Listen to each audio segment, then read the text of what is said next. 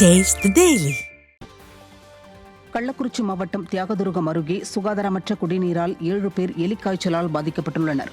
தியாகதுருகம் அருகே வடதொரசலூர் மூப்பனார் கோவில் தெருவை சேர்ந்த 7 பேர் உடல்நிலை பாதிக்கப்பட்டு கள்ளக்குறிச்சி அரசு மருத்துவக் கல்லூரி மருத்துவமனையில் அனுமதிக்கப்பட்டனர். அவர்களை பரிசோதித்ததில் சுகாதாரமற்ற குடிநீரால் 7 பேரும் எலிக்காய்ச்சலால் பாதிக்கப்பட்டுள்ளது தெரியவந்தது.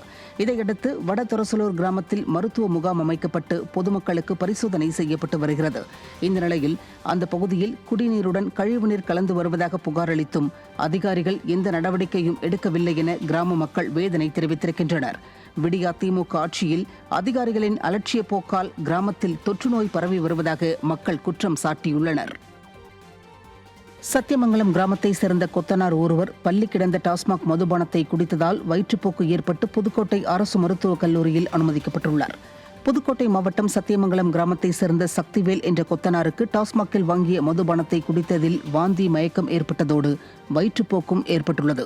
பின்னர் பாட்டிலை பார்த்த சக்திவேலுக்கு அதில் பல்லி இறந்து கிடந்திருப்பது தெரிய வந்தது. விடியா திமுக ஆட்சியில் பல்லி கிடந்த டாஸ்மாக் மதுபானத்தை அறியாமல் குடித்த சக்திவேல் மருத்துவமனையில் சிகிச்சைக்காக அனுமதிக்கப்பட்டிருப்பது மதுப்பிரியர்கள் மத்தியில் கலக்கத்தை ஏற்படுத்தியுள்ளது. செங்கல்பட்டு மாவட்டம் தாம்பரம் அருகே சிறிய மழை பெய்தாலே அதிக அளவில் மழைநீர் தேங்கி நிற்பதாக பொதுமக்கள் குற்றம் சாட்டியுள்ளனர்.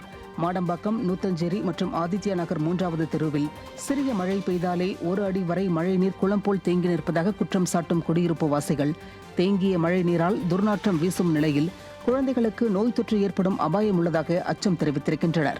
மேலும் அதிமுக கவுன்சிலரின் வார்டு என்பதால் புறக்கணிக்கப்படுகிறது என சந்தேகம் எழுவதாக தெரிவித்த மக்கள் தாங்கள் அரசுக்கு செலுத்த வேண்டிய வரிகள் அனைத்தையும் செலுத்திவிட்டோம், அதனால் அரசு தங்களுக்கு தேவையான அடிப்படை வசதிகளை செய்து தர வேண்டும் என வலியுறுத்தியுள்ளனர்.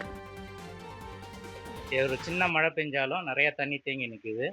இது டெட் அண்ட் தெருன்றதுனால ஃபுல் தண்ணி எல்லாம் இங்கே வந்துடுது. இவங்க ரோடு போட்டது ஒரு சைடு டேப்பராக போட்டிருக்கிறாங்க. அதனால் எல்லா தண்ணி இங்கே வருவதனால சாக்கடை தண்ணி எல்லாம் கலந்து வந்துடுது. மதுரை அருகே வெள்ளிமலைப்பட்டியில் உள்ள ஊராட்சி ஒன்றிய தொடக்கப்பள்ளி பராமரிக்கப்படாமல் உள்ளதாக மாணவர்கள், பெற்றோர்கள் வேதனை தெரிவித்துள்ளனர். பள்ளியின் வடக்கு பகுதியில் உள்ள ஓடுகள் உடைந்தும் தெற்கே உள்ள பகுதியில் மழை பெய்தால் பள்ளியில் உள்ள சிமெண்ட் பூச்சிகள் பெயர்ந்து விழுவதாகவும் மாணவர்கள் குமருகின்றனர்.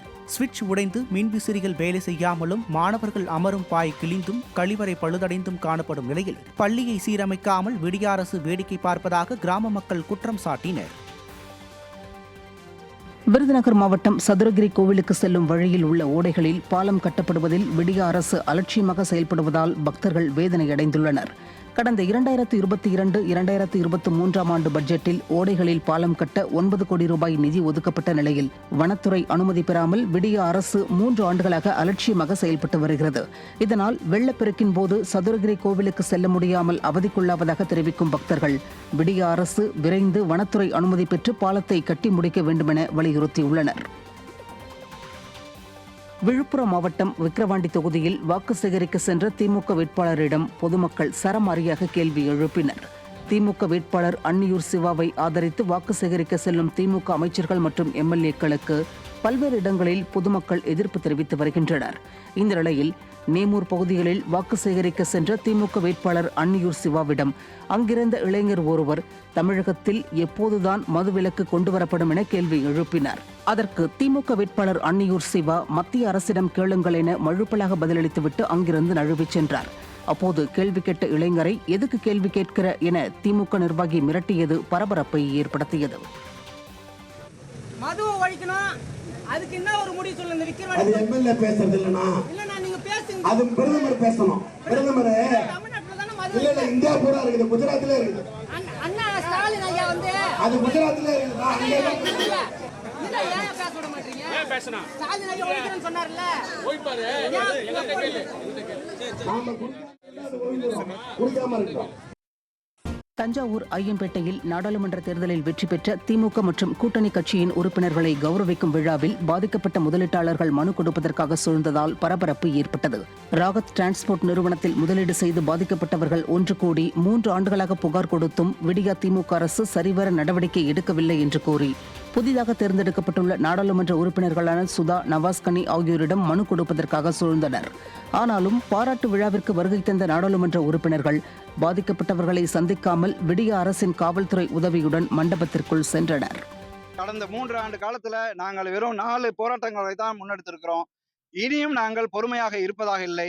இந்த மனுவை கொடுத்து அதிகபட்சமாக ஒரு 30 நாள் அரசாங்கத்துக்கு டைம் கொடுத்து அவர்கள் இதை நிறைவேற்றி தராத பட்சத்துல மேற்கொண்டு என்ன நடவடிக்கை எடுப்பது, சென்னையிலே அனைத்து முதலீட்டாளர்களையும் ஒன்று திரட்டி அங்கே போராட்டத்தை நடத்துவது, சட்டமன்ற முற்றுகை போராட்டம் நடத்துவது, ஒவ்வொரு மாவட்டம் தாலுகாவிலும் இருக்கக்கூடிய அந்தந்த பகுதியில் இருக்கக்கூடிய முதலீட்டாளர்களை வாரத்துல 2 நாளைக்கு தொடர் போராட்டங்களை நாங்கள் அறிவிக்கலாம் என்று இருக்கிறோம். மீன்களுக்கு உரிய விலை கிடைக்க நடவடிக்கை எடுக்க வலியுறுத்தி ராமேஸ்வரம் மீனவர்கள் வேலை நிறுத்தத்தில் ஈடுபட்டுள்ளனர். மீனவர்கள் பிடித்து வரும் இறால், நண்டு, மீன் உள்ளிட்டவைகளை தனியார் கொள்முதல் நிறுவனங்கள் சிண்டிகேட் அமைத்துக் கொண்டு குறைந்த விலைக்கு கொள்முதல் செய்வதாக மீனவர்கள் குற்றம் சாட்டியுள்ளனர். இதனால் அரசே மீன்களை நேரடியாக கொள்முதல் செய்ய வலியுறுத்தியும் மீன்களுக்கு உரிய விலை நிர்ணயம் செய்ய கோரியும் மீனவர்கள் வேலை நிறுத்தத்தில் ஈடுபட்டுள்ளனர். வேலை நிறுத்தம் காரணமாக சுமார் 800க்கும் மேற்பட்ட விசைப்படகுகள் கரையில் நிறுத்தப்பட்டுள்ளன. இதனால் சுமார் 1 கோடி ரூபாய் வரை வர்த்தகம் பாதிக்கப்பட்டுள்ளது. கடலூர் அருகே உளுந்தாம்பட்டு அரசு நேரடி நெல் கொள்முதல் நிலையத்தில் எடை போடாமல் வைக்கப்பட்டிருந்த 100கணக்கான நெல் மூட்டைகள் மழையில் நனைந்ததால் விவசாயிகள் கவலையடைந்துள்ளனர். பண்ருட்டி அருகே உள்ள காவனூர், கரும்பூர் உள்ளிட்ட பகுதிகளில் ஆயிரக்கணக்கான ஏக்கரில் பயிரிட்ட நெல்மணிகளை அறுவடை செய்து உளுந்தாம்பட்டு பகுதியில் உள்ள அரசு நேரடி நெல் கொள்முதல் நிலையத்திற்கு டிராக்டர் மூலம் கொண்டு சென்றுள்ளனர்.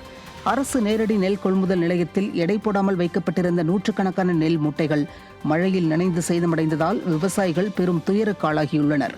நெல் கொள்முதல் நிலையத்தில் நாள் ஒன்றுக்கு 200 முதல் 300 நெல் மூட்டைகள் மட்டுமே ஊழியர்கள் எடை போடுவதாக குற்றம் சாட்டிய விவசாயிகள் இதனால் தேக்கி வைக்கப்பட்டிருந்த நெல் மூட்டைகள் தற்போது மழையில் நனைந்து சேதமடைந்துள்ளதாக வேதனை தெரிவித்தனர். எல்லா தண்ணியும் வந்து உள்ள இப்போ எங்கேயும் காய வைக்கிறதுக்கு இடம் கிடையாது.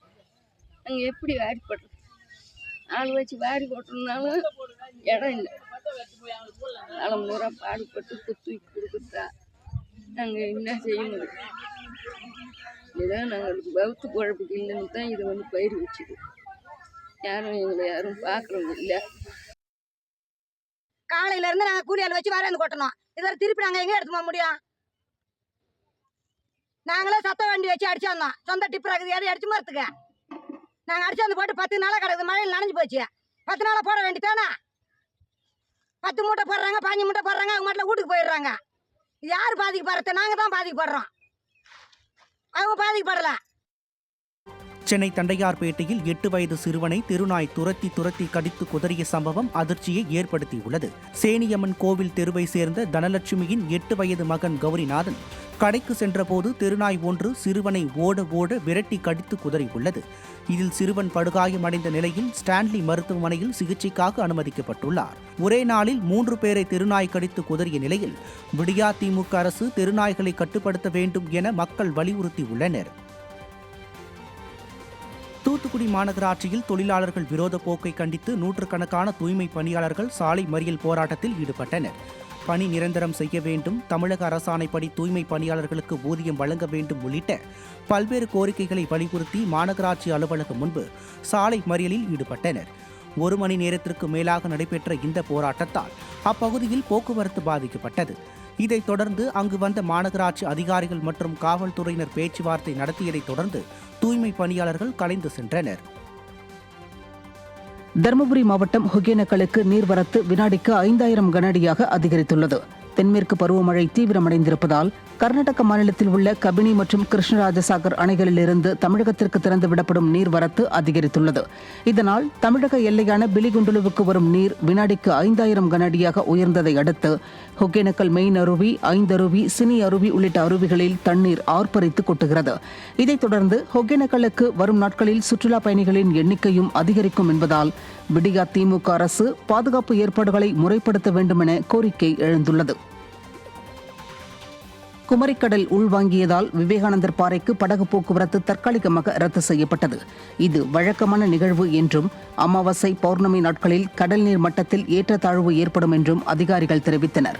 கடந்த 5ஆம் தேதி அமாவாசை நிகழ்ந்துள்ளதால் அதன் தொடர்ச்சியாக காற்றழுத்தம் அதிகமாகி கடல் நீர்மட்டம் குறைந்துள்ளதாகவும் இதனால் மண்மேடுகள் தென்படுவதாகவும் கூறப்படுகிறது.